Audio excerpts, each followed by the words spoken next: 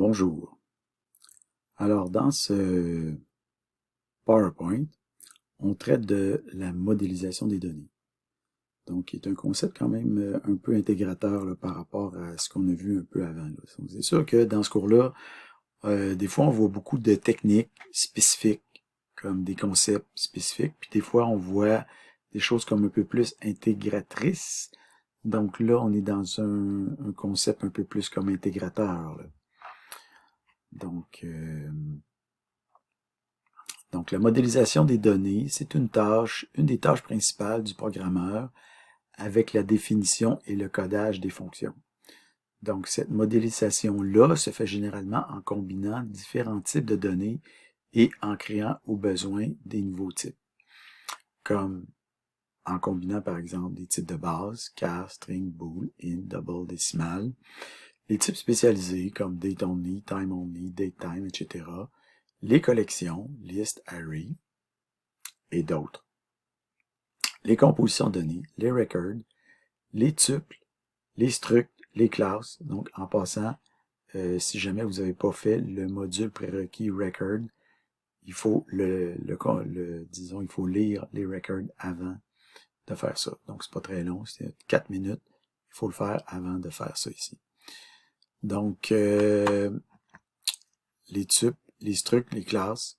Donc, les structs, j'en parle ici, là, je les mets ici, mais je ne sais c'est pas nécessaire pour faire ça ici. Après ça, les types énumérés et les supertypes, pardon, comme object, interface, classe abstraite, hiérarchisation. Mais ça, on n'a pas vu ça. Puis, c'est pas nécessaire là, pour faire ici là, la modélisation. Okay. Je vais juste en parler, c'est que quand on fait des trucs un peu plus avancés, on sert de ces concepts-là, mais là, ici, on s'en sert pas.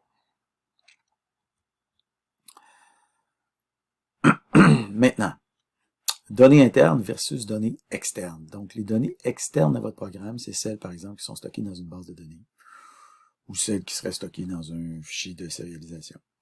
Les données internes, c'est celles que vous utilisez dans votre programme. Donc, la manière de modéliser les données internes et externes est classiquement différente, bien qu'il existe une certaine ressemblance entre les deux. Donc, votre marge de manœuvre est beaucoup plus importante pour ce qui est des données internes. Dans ce cours, et dans plusieurs autres cours de votre formation, qui vont faire suite à ce cours-ci, on va traiter généralement de la modélisation des données internes. Vous verrez la modélisation des données externes dans vos cours de base de données. Donc, en ce qui concerne les niveaux de modélisation, il y a différents niveaux. Donc, au niveau basic, la description des données est plutôt explicite. Comme par exemple un programmeur qui va parler à un autre programmeur. Et la seule chose que vous devez faire, c'est trouver la bonne combinaison et les bons types de données pour la description que vous avez. Au niveau intermédiaire, on vous présente des données brutes, puis vous devez en déduire la structure des données sous-jacentes. Donc, l'effort d'abstraction est plus important. Au niveau avancé, vous devez vous-même concevoir la structure des données qui vous permettra d'atteindre certains objectifs. C'est l'effort qui vous est typiquement demandé dans un TP qui est bien étoffé. Au niveau expert, vous devez rencontrer les clients et les questionner pour en déduire ce qu'on devrait avoir comme données dans les systèmes informatiques. Ce niveau, évidemment, sort complètement du corps du cours. Et en fait, ce niveau-là, disons, est à peine effleuré d'ici la fin de votre formation. Okay.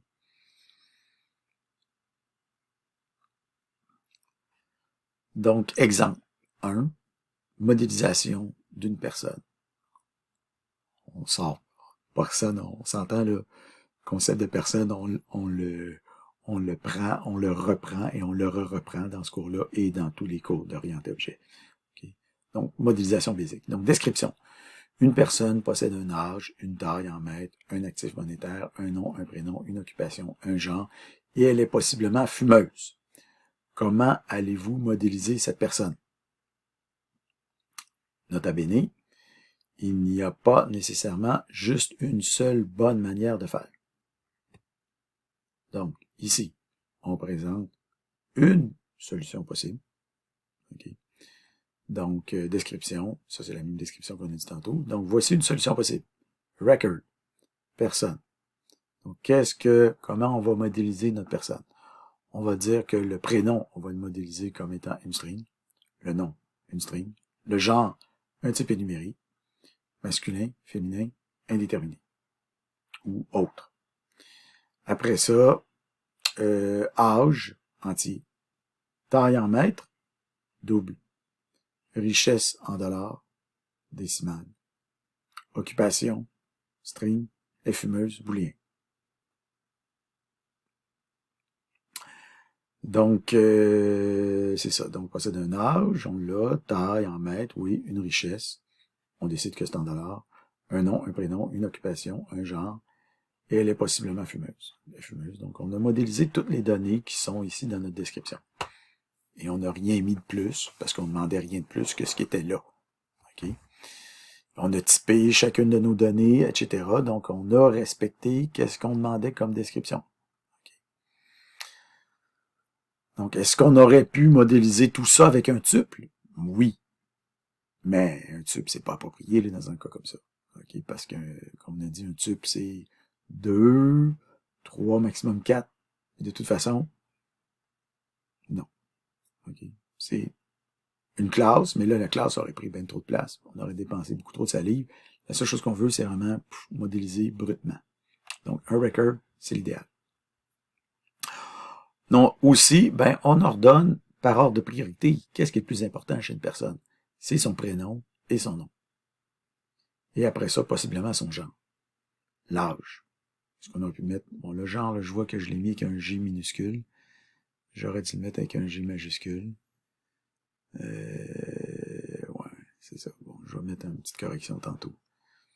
En fait, je sais pas si je vais le corriger, mais c'est ça. Faudrait que je mette le G majuscule ici, là. Parce que tout ça, j'ai mis dans lettre majuscule, puis le G, j'ai mis un G minuscule. Donc, erreur. C'est ça. Donc, tu sais, on met les choses, les champs principaux, on les met en premier. Les caractéristiques principales. Là, je dis des champs, là, mais dans un record, en fait, c'est pas des champs, c'est des propriétés. Mais c'est ça. Donc, les caractéristiques principales, on les met en premier. Donc, comme je dis ici, dans ce record, on donne les propriétés. Là, je mets les champs, plus ou moins par ordre d'importance. Okay. Donc, une autre possibilité, ça aurait été par ordre alphabétique, mais là, vraiment, c'est ça.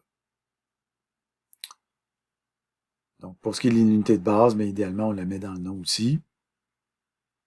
Et, ben, c'est ça. Voilà.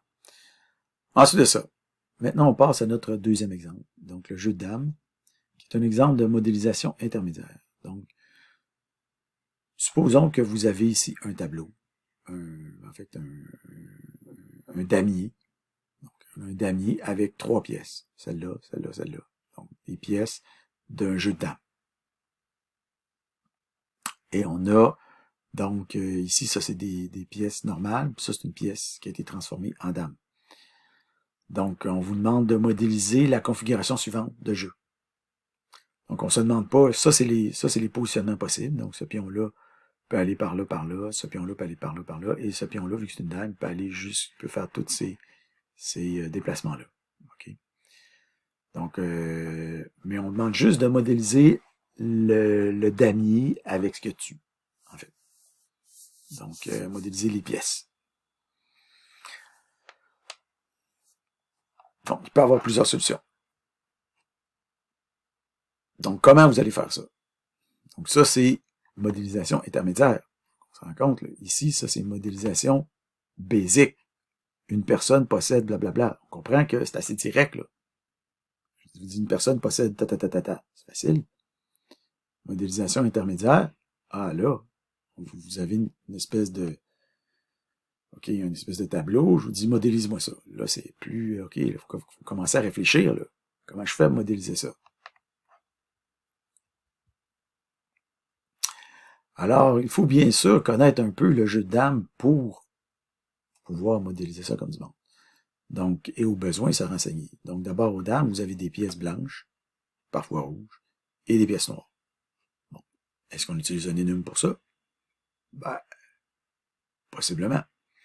Ensuite, chaque pièce est à l'origine un simple pion, mais ce pion peut ultérieurement être promu au statut de dame.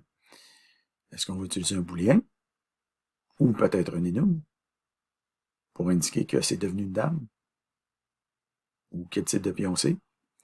Enfin, il existe aussi un système de notation assez standard pour le positionnement des pièces. Vous l'avez ici. Et donc, la façon que le damier est conçu, les pièces vont toujours être sur les cases noires, puis ils ne sont jamais sur les cases blanches. Okay? Toujours être sur les cases noires, ils ne sont jamais sur les cases blanches. Et ces cases noires-là possèdent un nombre de 1 jusqu'à 50. Il y a 100 cases, et toujours les cases noires vont être occupées de 1 à 50. Donc, un nombre entier pour chaque case noire. Donc, ça peut être ce système-là qu'on utilise. Il y a d'autres possibilités, mais on peut utiliser ce système-là. Donc, ça peut être un entier qui détermine la case, le numéro de case sur laquelle est la pièce. Mais vous voyez, il faut se renseigner, il faut creuser. Donc, voici une première modélisation possible. Donc, on pourrait dire que nos pièces, on va les modéliser comme suit. Donc, chaque pièce va posséder une couleur, qui est un énigme, blanc-noir, un booléen, pour indiquer si c'est une dame ou pas, et une position entière. Et nos pièces, ici, c'est-à-dire ces pièces-là, on en a 3, ben, on va ici les stocker dans une liste de pièces, new, et la première pièce, ben, c'est une pièce noire, qui n'est pas une dame, en position 12, une pièce blanche, qui est une dame, true, en position 37, et une pièce blanche, qui n'est pas une dame, en position 39. On met ça dans une liste, pourquoi? Parce qu'on peut ajouter et enlever des pièces dans les pièces qui sont sur le damier. Donc, ça se peut qu'il y ait des pièces enlevées, ça se peut qu'il y ait des pièces ajoutées. En fait, au cours de la partie, les pièces vont surtout être enlevées. Mais disons, c'est ça qui va se passer. Donc, de manière alternative, ben, qu'est-ce qu'on pourrait faire? Ben, on aurait pu alternativement dire, ben, toujours, on a toute liste de pièces, mais nos pièces comme telles, ben, on a toujours notre couleur, blanc ou noir. Mais cette fois-là, au lieu de dire booléen pour la dame, on pourrait avoir le type de pièce. Donc, pion ou dame, qui est un énigme aussi. Et pour le positionnement, ben, on pourrait avoir ligne-colonne. Au lieu d'avoir les numéros, on pourrait avoir ligne-colonne. Et ligne-colonne, ben, ça serait un tuple. Donc, int, colonne, int, ligne, un tuple pour la position. On pourrait fonctionner comme ça. Mais il faudrait spécifier à ce moment-là, c'est quoi l'origine 1-1. Ici, on dit que 1-1, c'est en bas à gauche. Mais là, c'est nous autres qui décrètent ça. On peut même aller plus loin. Donc, dans le jeu de Dame international, le plateau est de 10 par 10. Bon. Mais si on suppose que ce plateau-là, ce plateau-là peut être une constante du jeu, mais peut-être que si on décide de faire un jeu de dames en ligne, peut-être que l'utilisateur pourrait choisir différentes tailles de tableaux. Il pourrait dire, ben moi je veux jouer sur un tableau 8 par 8 ou un tableau 12 par 12. Parce qu'il existe différentes variantes de dames. Ça peut être 8 par 8, 10 par 10 ou 12 par 12 pour ce qui est des plateaux de jeu. Donc, on pourrait décider que ça va varier. Donc, si on décide que ça va varier, ben notre plateau de jeu lui-même peut être modélisé. Donc, on arrive ici au fait que notre jeu de dames lui-même va être modélisé par une taille et une liste de pièces. Et la taille, on l'a ici, ben c'est un type numérique qui peut être soit 8 par 8, 10 par 10 ou 12 par 12. Et notre jeu contient une liste de pièces. On a toujours notre liste de pièces ici, donc notre jeu de dames, ici, est un nouveau record, new. Notre record jeu de dames ici, new, taille 10 par 10, parce que notre jeu d'origine est 10 par 10, avec les pièces ici qu'on a 1, 2, 3, et toujours nos pièces ici, etc. Donc, c'est notre façon, disons, finale, si on veut, de modéliser notre jeu de dames, disons, complète.